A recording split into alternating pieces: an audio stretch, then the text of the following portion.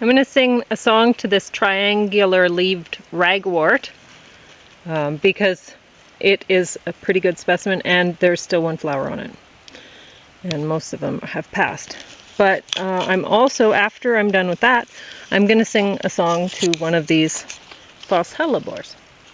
Because somebody asked me the other day what one was, and I was like, I don't know. And you'd think I'd know. Anyway, so I'm going to sing here. I don't know if you can even see me. To this triangular-leafed ragwort. It's blooming in September, which is rare, but isn't pretty, so I doubt you'll care. This yellow daisy flower of the fall will often grow as high as 5 feet tall. And this one's almost there. It likes the Rocky Mountains and is found in areas with wet and marshy ground.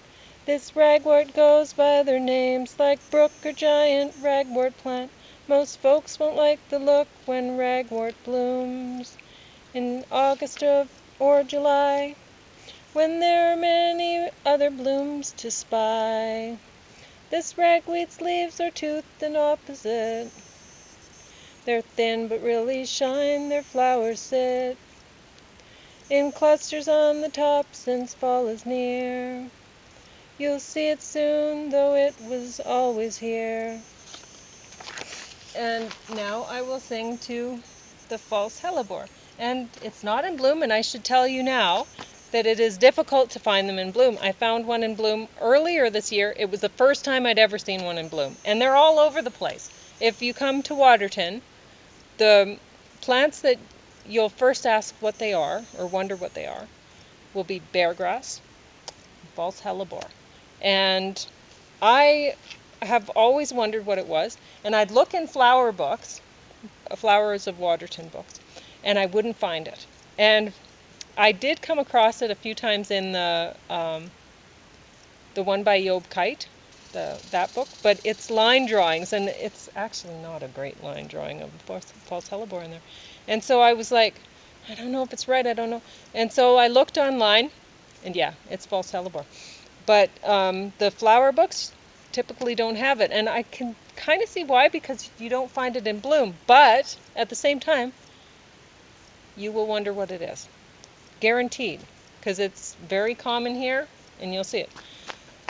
False hellebore's leaves look like corn, I've been told, but more tropical looking and oval, not long. They're one of 2 plants you'll associate most with our Waterton Park, lovely beargrass and this.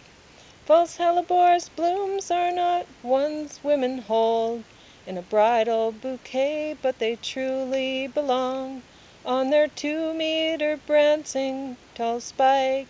They're a toast to the park. These green blooms are not ones you should miss.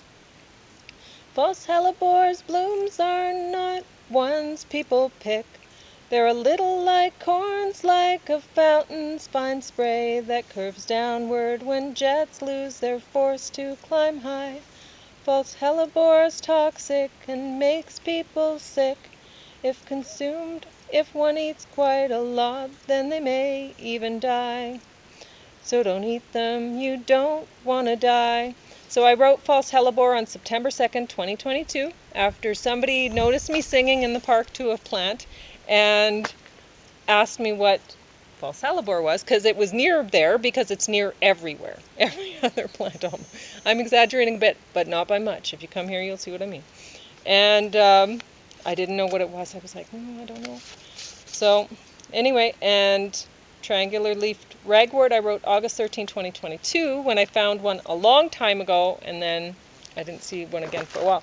And I am, I would say, somewhere near the Ranger's cabin, going along Horseshoe. We're going to be going up to Avion, or Avion, it's probably called, Ridge, the other way this time. So the way people probably go, because people probably camp in the campsite and then go up rather than walking all this way in one day.